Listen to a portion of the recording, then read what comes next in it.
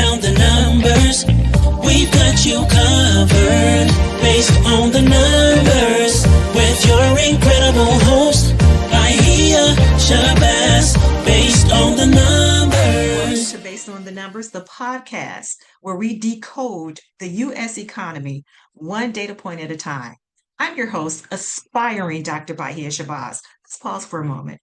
I will be so elated when I can just say Dr. Bahia Shabazz. But I still have a little while to go. I digress. Today, we're diving into one of the most personal and pressing economic topics for Americans right now. It's the cost of groceries. Let's break it down so it can forever be broken. I think I'm going to have to take this off so that we can see each other. Let's start out with this. There was a new poll that revealed that 53%, I apologize, 53% of Americans see grocery costs as a major source of stress. Can you imagine going to the grocery store and you're stressed about what you're going to purchase? It's one thing to try to decide what you're going to feed the family, especially if you have multiple children. They all have their way of eating, what they like, what they dislike. And now you have to think about the cost of the groceries. And another 33% call them a minor stressor, which means nearly 9 in 10 adults are feeling the pinch when they step into the supermarket. So what are we going to do right now? Let's unpack why price remains high, households are adapting, and most importantly, what you can do to keep your finances stable. That's what we need to talk about right now because a lot of households are feeling the crunch. Now, the grocery price stress epidemic. Let's break this down. So let's start with the scale of the problem. Grocery prices have increased by 31% since 2019. I said it, 31%. That's not just a bump, everybody. It's a structural change in how much it costs to feed a household in America. Some items have been seeing extreme jumps, right? We saw before and I know I bring this up every now and again because it continues to be brought up in the media. And even the administration brings it up time and time again. So what are some of the items that we've seen with extreme jumps? Eggs up over 116%. Did I say 116%? I sure did. Coffee up 33%. Bread and crackers up 42%. So think about this. Even though the latest numbers show food at home prices of just 2.2% over the past year, those long-term increases are baked into the current cost structure. Did you see what I did there? Did you see what I did there? Food at home, baked. Okay, I digress. I'm just being facetious right now because again, we're talking about how people are stressed about the groceries. I'm trying to really, make you guys a little happy right now. Well, let's continue and talk about the average American. So the average American, when you think about it, is now spending around $235 a week on groceries. $235 a week on groceries. That's over $900 a month. And for lower income households, that eats up a huge percentage of their budget. When we're talking about a family of 4, it's generally defined as a household income below 30%. Again, when we're talking about low income, I'm talking about, and I'm breaking it down so that you can have an understanding for those of you who may have a family of 4. If you have $30,000 a year in income or less, that's considered low income family. So we break that down even more. That's $2,500 a month that you are receiving. Out of that $2,500 a month, you're spending $900 at least in groceries. And we're not talking about rent.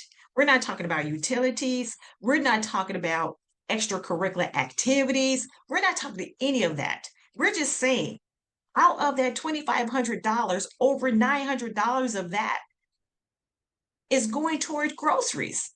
And when we're thinking about a low income individual, that's around $15,650 a year. So when we break that down every month, that's $1,304, right? So if we're talking about the average American is spending over $900 a month, that's quite a bit of a chunk for low income households, whether you are a single person or a family of two, three, four, multiple children, it does not matter. We're talking about how much you're spending, right? And yes, some of you may say, well, I'm middle income, I'm high income. It doesn't bother me. It does affect you.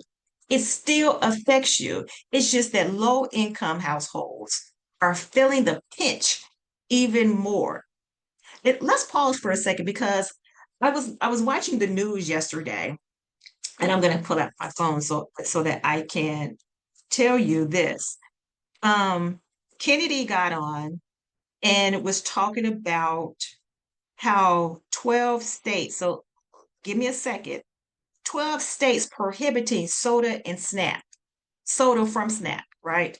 Let me say that again, 12 states prohibiting soda from SNAP.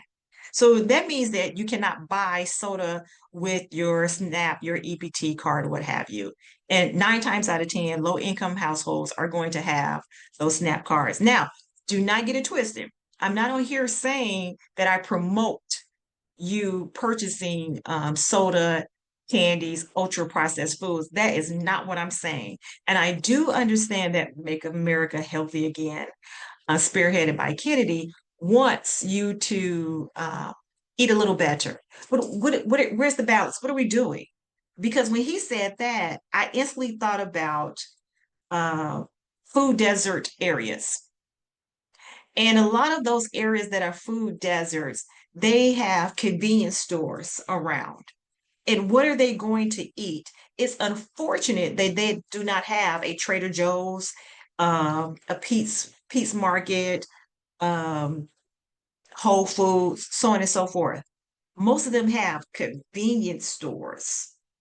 So there, and you will see it advertised on the convenience store, full line groceries. And when you go in, of course, they may have like a little restaurant. I'm not saying sit down restaurant, but a kitchen in a bag where they're frying up chicken and fish and what have you. They have chips, they have sodas, they have a lot of processed foods. And the children in these states, I'm in Indiana, and that's one of the states that's prohibiting. Again, I am not for the ultra processed foods, but what I'm saying is, what is your remedy? You're saying, and I agree with you, that soda, ultra processed foods, candy, those of that nature is increasing diabetes and bad health. But are you going to start planting trees on major streets in communities that have food deserts? Because I would love to see that. So, and I'm not saying don't take away from the processed foods. What I'm saying is, can you add on something healthy? Can we have some fruit trees around so people can eat? So when you're thinking about how can you feed your children are out playing because they need a healthy environment to go out and run and what have you. They can pull a piece of fruit off the tree. All right. But again, we have to make sure that we're thinking about how to release some of these stresses. Everything is increasing except for our income. And lower income households are really feeling the pinch. And in their communities, they need a better way of life that includes whole types of foods, right? So again, who's feeling it? The pain is not spread evenly. So among households earning less than $30,000 a year, 64% say grocery prices are a major stressor. That's compared to about 40% among those earnings $100,000 a year. So did you hear what I said? If you're earning less than $30,000 a year, and we see it, right? People go to school to get this higher education, and then you start applying for jobs, and you're like, wow, I have my bachelor's, I have my master's. Some people have doctorates. But for the most part, I have my master's, bachelor's. Let's just stop at that. And then they start asking for your degrees, and you're like, yes, I have it. And then they offer you $25,000. You're like, well, wait a minute. To school for this? 1 year of college was more than my entire annual salary. So those earning less than $30,000 a year, 64% say grocery prices are a major stressor. So what are they doing? They're going towards those ultra processed foods. They're going to unfortunately skip a meal here and there compared to 40% of those earning $100,000 or more. Do you see the difference? And it's a classic example of inflation inequality where those with less income feel the same price increase far more sharply because they spend a bigger share of their money on essentials like food.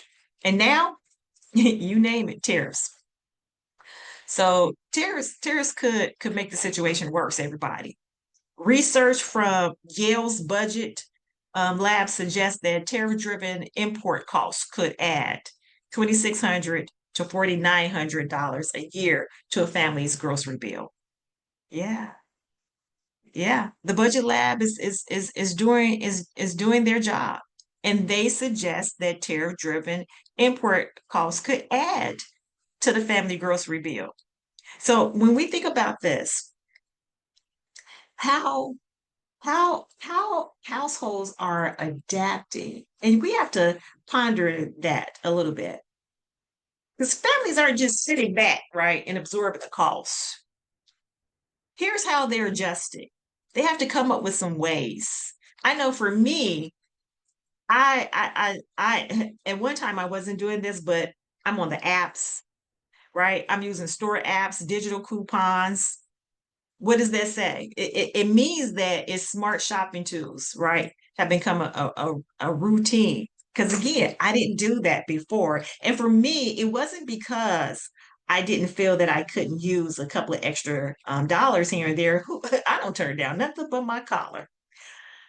But at the same time, for me, our household is plant-based. So I thought in the back of my mind that a lot of coupons were for canned goods, ultra processed foods, sodas, things that we really do not really partake in our household. But I was wrong because when I saw that I can get a mango for 69 cents each if I click on this digital coupon and I can get 18 mangoes for 69 cents each as opposed to $1.29. Baby, I was clipping, right? Another thing that's coming to mind of how families are adjusting, switching to store brands. Switching to store brands. 75% of shoppers say that they're making the switch from name brands to store brands. And it's okay. If it's the same quality, you put your little seasoning on it, there you go.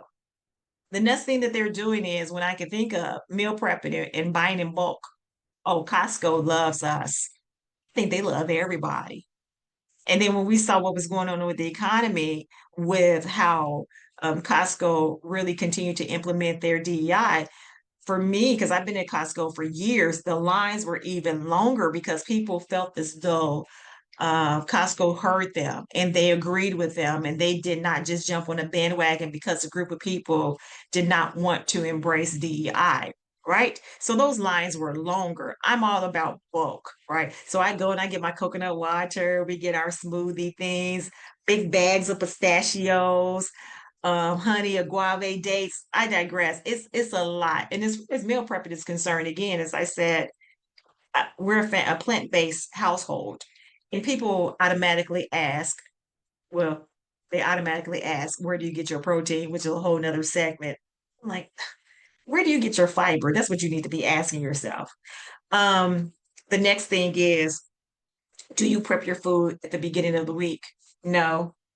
I personally do not prep because I get enjoyment of being in the kitchen, even though I'm a business owner, podcaster, so on and so forth, speaker, author, the list goes on and on. Just I get enjoyment with preparing the meal. So I'm not a meal prepper, but there are a lot of people who do that, especially for non-perishable, right? And households are stockpiling when deals appear, when you think about that. Um, another way that households are adapting is cooking at home more. Restaurant visits are declining for many households as they're stretching their food budgets.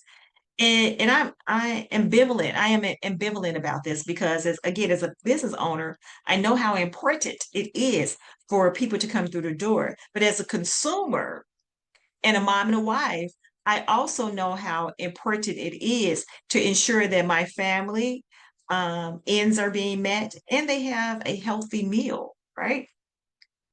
When you think about it, even retailers are adapting, to be honest. So big chains are pushing back on suppliers over price hikes and actively steering customers toward more affordable store brands. Yeah, when you think about this, eh, to go one step further, after thinking about how households are adapting, what what you can do to stay financially afloat. So when I think about this, and I wrote this down. So here's six ways. I'm sorry, five. Here are five ways to navigate a higher grocery cost without sinking your budget. As I said before, shop store brands. That's number one. So often the same quality as national brands at a fraction of the price. Can't go wrong as long as you do not pinch on that quality, baby. The second thing I need you to consider is plan and stick to a list. What does this do? This helps avoid impulsive buys, especially with you're walking in store and you have those in-store marketing ramps up. No, no. For me personally, I like to create a menu as well as a meal, a menu before I leave out. And with that menu, I have the shopping list. So I do the menu every week. Lately, I have not been doing very well on the menu every week because it's been extremely busy in the office. But that's a good thing. But I still do not leave out the house without a list. And my guys know before I leave, I would ask you several times, do you want something from the store? Because I know what our budget is. And if they continue to tell me no, that's it. Once I walk out the door, have I gotten calls at the store and said, "Oh, mom," or "Hey, babe, I forgot to tell you this. I'm sorry, you're gonna have to wait till next time." Because I did the list according to our budget. Yes, I am a stickler, but again, they appreciate that because that allows us to stay financially afloat. And when people say, "Well, I don't have time to create a budget or even a list. I'm just going to go in and get what I want." But how many times have you walked out the store with things that you really don't need or even want? You just got it because maybe you looked over at somebody else's buggy, right?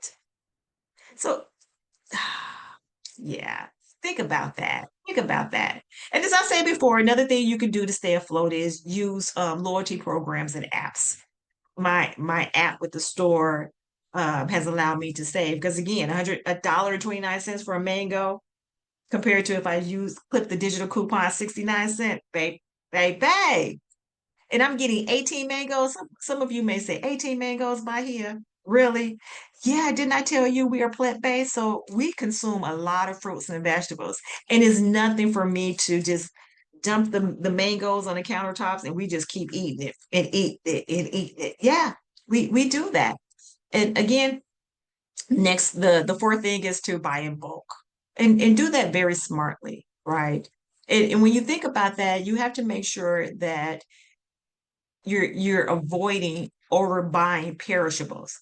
Now, do I get strawberries? Yes, when they're on sale. Sometimes most of the times I get them on sale uh, because I get my strawberries frozen so that I can put them in a smoothie. So you're not going to see me overbuy perishables. But you will see me rack up and buy in bulk, as I said before, pistachios, some dates, um, things that have like a shelf life that can sit there, right? Our grapeseed oil, our coconut oils, um, coconut water. I buy, oh my goodness, cases of those coconut waters. Love them. The fifth thing that you can do is shop seasonal produce. When you shop seasonal produce and vegetables, it's often cheaper and fresher. How many times have you gone to the store in the winter and bought a watermelon?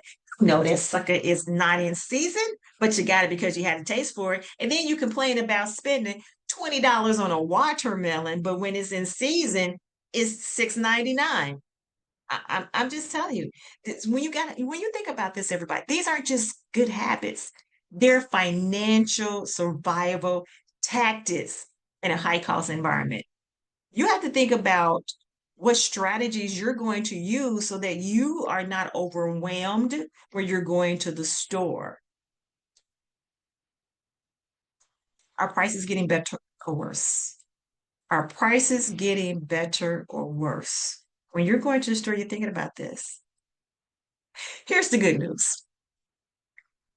The rate of increase in grocery prices really have slowed down a little bit. When you think about food and home inflation is modest right now, it's typically around 2.2% year over year. We've even seen small month to month declines in some of the categories.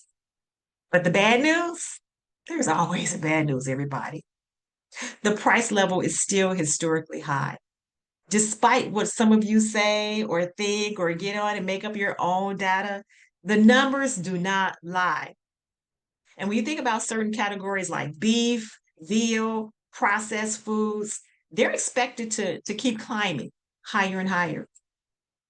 Produce prices even ease slightly, but with the tariff pressures looming, the possibility of another wave of price hikes remains. Every time a conversation comes about regarding tariffs, we see an increase in the cost of food, in gas. We see a downward in the stock market because people get very nervous. Then we start seeing lack of confidence from the consumer. So they may pull back a little bit. As I mentioned before, not trafficking restaurants as often, not traveling as often. There are a lot of things that we have to consider when we're talking about the cost of groceries, as well as how just the cost of groceries are impacted by the decisions that are made in this economy. But don't give up, everybody. Don't give up. Grocery, when you think about grocery, the prices it hit where it hurts, our kitchens and our wallets. Our kitchens and our wallets. And while some relief is showing in the data, families are still adapting to what we consider a new normal, where the weekly grocery bill is far higher than just a few years ago. Yes, the cost of living is drastically increasing. I wish the paychecks were too. A lot of people are at home saying, "Wait a minute, my buying power has decreased." What are you saying? I thought this economy was going to be even better under this administration, but it's not. But what you can do is be intentional. You can switch your brands, you can plan ahead, you can watch for deals, and you can protect your household budget from the worst of the inflation hangover, everybody. That is it for today's episode of Based on the Numbers. If you find what I say helpful, subscribe. You can find us on Spotify, Apple Podcasts, Substack, and YouTube. Leave a comment. Tell us what you're doing prior to going grocery shopping. Tell us what you're doing. How are you feeling about grocery bills, about the economy? And share this episode with somebody who's trying to make their dollar go forward further at the grocery store. Until next time, everybody, stay informed, stay strategic, and as always, stay empowered. See you next time. Bye, everyone.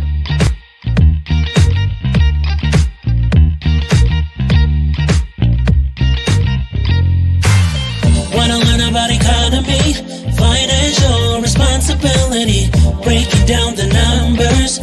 We've got you covered.